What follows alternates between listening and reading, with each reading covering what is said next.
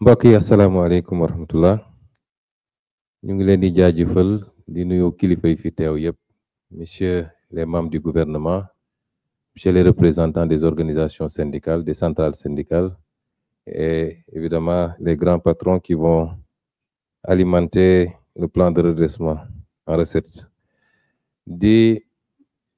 am kontante ci dynamique bi parce que c'est une dynamique bu ñu démarré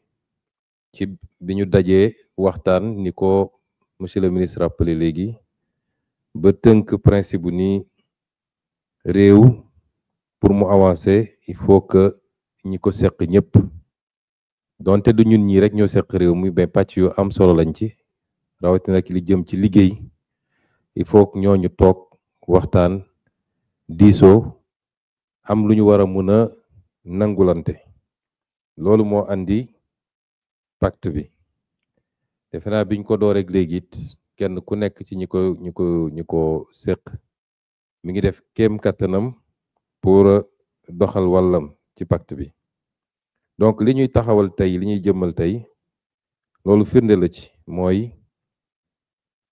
liggéey xalaat baax na ci conception baax na ci waaye souvent suivi la ñuy am problème ay engagement la boo xam ne ci ñaari wet yépp la faaw rek ñu am cadre boo xam ne cadre de suivi la ba kenn ku nekk di mën a saytu la ca ka ca def di des ak la cay dox la ca doxul ban gàllankoor la am ñu xool mesure corrective yi mën a am nag possibilité aussi dem ba gis ni lii am na ngànt objectif ñoo xam ni lii mënul nekk moo tax ñuy rafetlu lii di gën a remercier tous les partenaires les organisations syndicales le patronat di soññ ñëpp di soññ suñu bopp it ñun en tant que état ci gën a góorgóorlu ci kenn ku nekk li ci wàllam mu def ko waxtaan gi nag déglu naa discours ñëpp waaye dama bëgg a fàttali ni mbir bu nekk baax nañu ci wax contexte te man sama mbokk syndicaliste yi dama leen a xam naa leen bu baax a baax donte ndongalaa woon ci ñoom waaye doyen bi def na discours waxul ci contexte bi parce que le contexte détermine tout naa bi ñuy njëkk a daje fii amoon na ay laam-laame ak ay doute ci situation réew mi ci tolluwaay réew mi donte gouvernement bi annoncé woon na ni situation bi ñu donn ñun situation bu doy waar la mais ñenn ñi jàppoon nañ ni waxu politique la diggante boobu ak léegi nag defe naa fi mu ne nii amatul lu ñuy laam-laame ndax kuréel yi ko waroon a confirmer yépp confirmer nañ ko kon situation de référence dafa baax situation référence mooy réew mi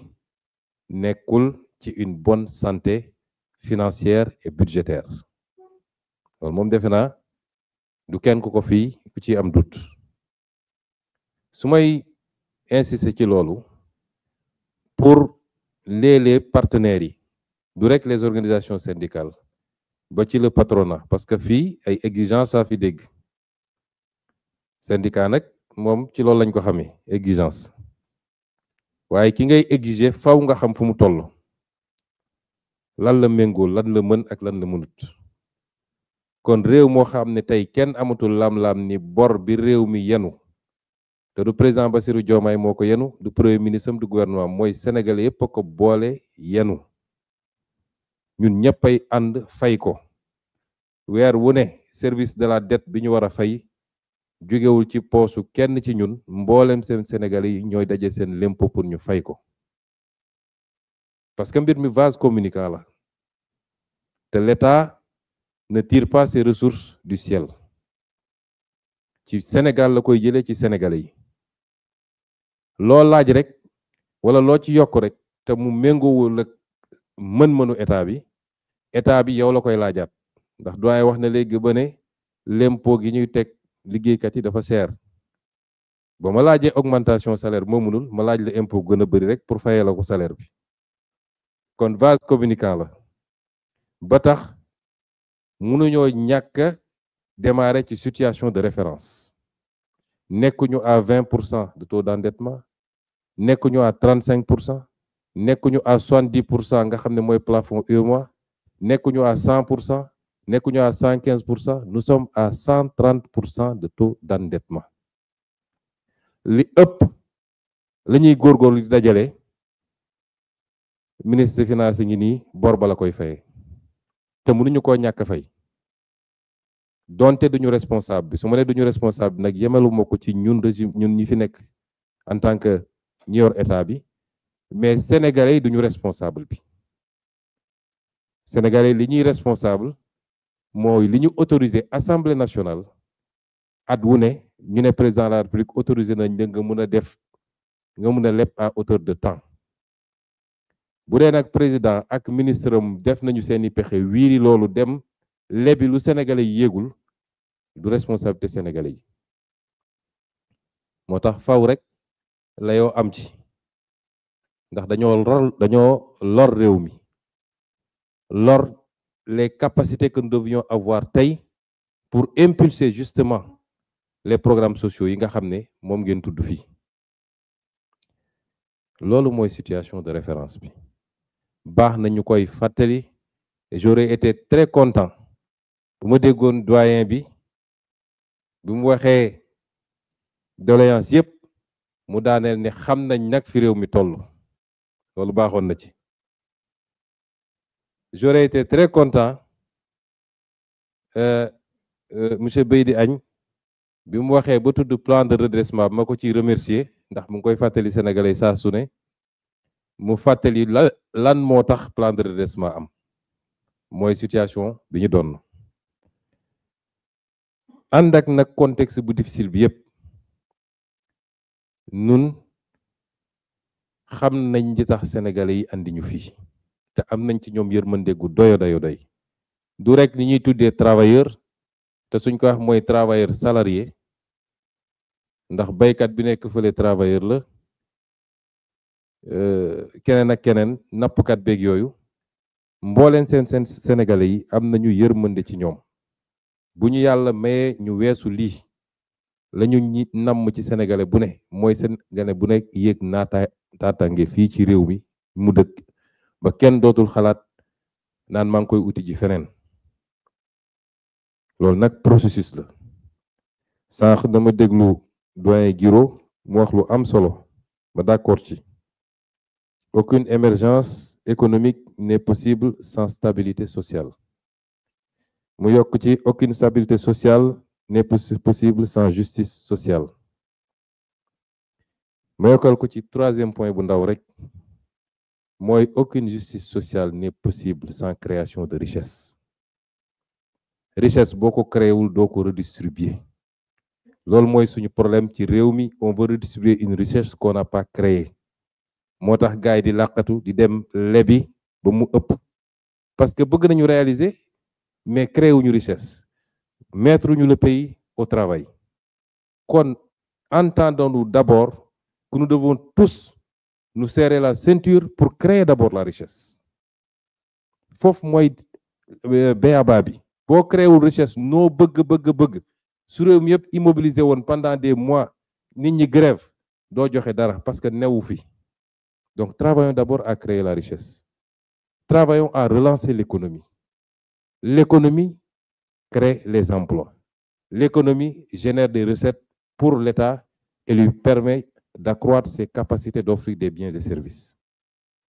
Chaque fois, notre seul problème, c'est le problème économique. Et ce pacte de stabilité doit nous permettre, et ça, c'est les deux premiers termes du doyen Mody Guiro ma d'accord ci mooy munoo am émergence te amoo stabilité sociale moo tax ñu d'accord ñun ñëpp ne nañu toog waxtaan lépp ñu teg ko ci transparence nag nëbbunte bañ cee am ñuy waxante dëgg mu doon maison de verre bu boobaa gëm naa ni nag ñii ma fi gis ma demee ba ne leen tële na génne chiffre yëpp tegal leen ñu xool gis ni tële na buñ delloo ci base nañ leen de saa yi lii mënagul nekk nañu xaar du d'accord nañ ci loolu nag buñ ko amee rek liggéey bi dina yomb ànd ak nag situation bu difficile biñ fi fekk yépp nous sommes en train d'orienter le budget vers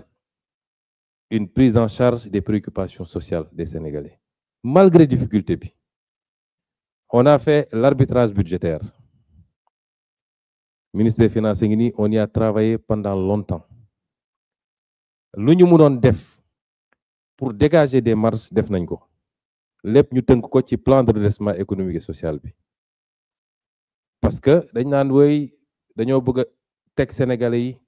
ay coono wala dañ leen bëgg a teg ak taxe. Man de taxe du dugg sama poos man. Du dugg ci poosu président. La ñu laaj Sénégalais yi pour lan la. li ñu war a am année bii 2026 ci plan de redressement économique et social fan lañ ko dugal. Suñu premier mbébét wax naa ko c'est relancer l'économie. Ñu ne nag suñu projet yi nga xam ne mooy projet yi gën a am solo les projets catalytiques mënuñu ko continuer bàyyi rek mu dépendre ci financement extérieur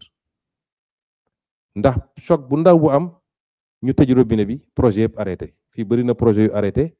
situation réew mi taux d'endettement bi ñu fi fekk moo tax bailleur yëpp teggi seen tànk ñu ne nag réew bu bëggee moom boppam fexeel ba liy farata ci réew mi nga defal ko sa bopp. Donc les infrastructures portuaires aéroportuaires les comment ça s'appelle encore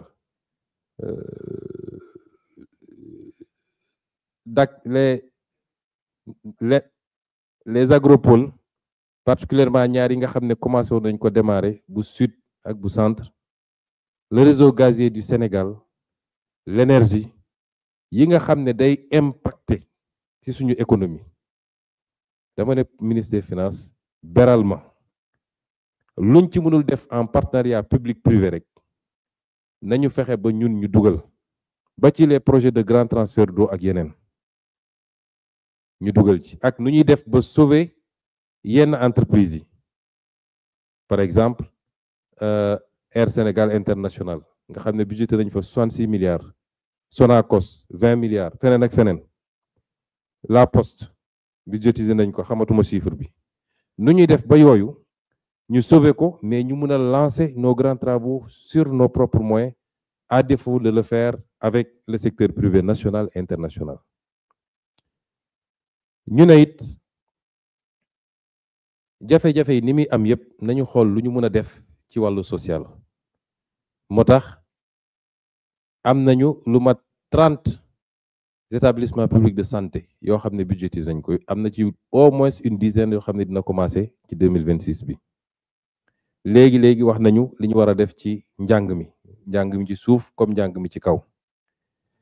ba ci logements sociaux yi nga xam ne schéma bi nga xam ne sax ministre bi moom la liggéeyee peut-être du woon schéma financement état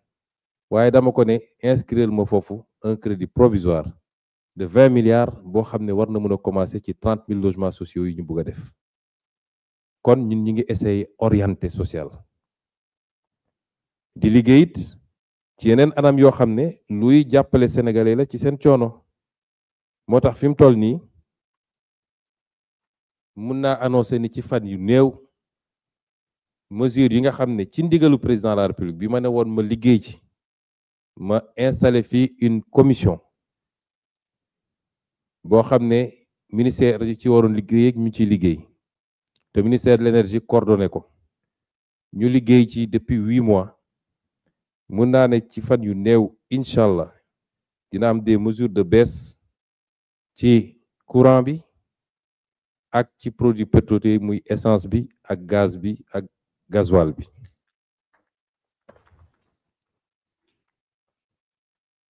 kon li ma bëgg a wax foofu rek mooy ñun duñu xaar sax ba ñu laaj ñu parce que ku xam lu la fal doo xaar ñu laaj la lenn rek mooy gàllankoor bi ñiñ fi wuutu de bu ñu fekkoon ñoom bu ñu joxoon réew mi niñ leen ko joxe woon ndax defe naa ñoom 34% de taux d'endettement lañ fi fekkoon ñun de bu ñu fekkoon 70% de taux d'endettement sax fi mu ne nii démarré nañ décolle nañ bu yàgg moo tax ñuy woo tous les acteurs réew mi ñun ñoo ko bokk xam naa seen cofeel ci réew mi ndax depuis des décennies yéen a ngi ci terrain bi di xeex noonu la ñu amee cofeel bu toll noonu ci réew mi kon ñun ñëpp nañu joxante loxo ci pacte de stabilité bi daal di gën a góorgóorlu pour stabiliser réew mi jublu ci le seul combat qui vaille c'est le combat de l'éclosion économique ndax suñu amee loolu la ca des yëpp ça va suivre kon ñu ngi leen di gërëm di leen sant di ñaan yàlla mu jàppale ñu ba ci arriéré yi nga xam ne wax nañ ko fii loi de finances rectificative bi 500 milliards la ñu inscrire ci arriéré yi dafa fekk nag ministre des finances dafa waxoon IGF nañu auditer arriéré yi parce que am na lu ci sell am na lu ci ñàkk sell ci arriéré yi donc audit boobu defe naa léegi mu jeex su dee rapport bi sax ñëwagul mais ñi ngi góorgóorlu malgré la situation du pays pour faire des efforts substantiels sur la dette intérieure parce que nag j'ai l'impression quelquefois nit ñi dañu xamul dara dañu am lu ñu bàyyiwul xel ñun mënuñu am plaisir ci gis jafe-jafe entreprise yi parce que entreprise bu doxee ñun la doxal la pression politique day wàññeeku ci ñun bu doxul dina métti ci entreprise yi lool mais ci ñun lay gën a métti parce que pression politique bi yëpp ci ñun lay ñëw kon nous avons autant intérêt sinon plus intérêt à ce que les entreprises marchent te waxuma la rek aspect social ak pression politique bi waaye ñoo may fay samay l'impôt donc nous avons intérêt à avoir des entreprises qui marchent de micro-entreprises, des PME, PMI et des champions qui marchent. D'ailleurs, l'une des initiatives du président de la République, te ma liggéey ci ak secrétaire général ba pare ba dresser sax une première liste, c'est dans le cadre de li ma wax effort yu ñu def ci wàllu budgétaire pour dégager des marges substantielles et lancer de grands projets. Président dafa ne woon nañu fexe ba dresser une liste de champions, de gens yoo xam ne suñ leen poussé tuuti rek am des champions wala sax nekk nañ champion ba pare ñu dajal leen ñoom ñëpp waxtaan ak ñoom kenn ku ne tegal ñu sur la table qu'est-ce qu'il veut faire et qu'est-ce qu'il peut faire ñu xool comment on peut l'accompagner pour atteindre des objectifs communs. kon loolu mooy suñu gis-gis ñun gëm naa ni aussi bien le patronat que les organisations syndicales l'ont bien compris et ñu ngi ñaan yàlla mu jàppale ñun ñëpp ba ñu am résultat yi nga xam ne moom la ñu bëgg ci réew mi muy njëriñu réew mi di njëriñu sénégalais yëpp mais di njëriñu vos organisations respectives mais également ñun ñi nga xam ne la ñu dénk les destinées de ce pays asalaamaaleykum wa rahmatullah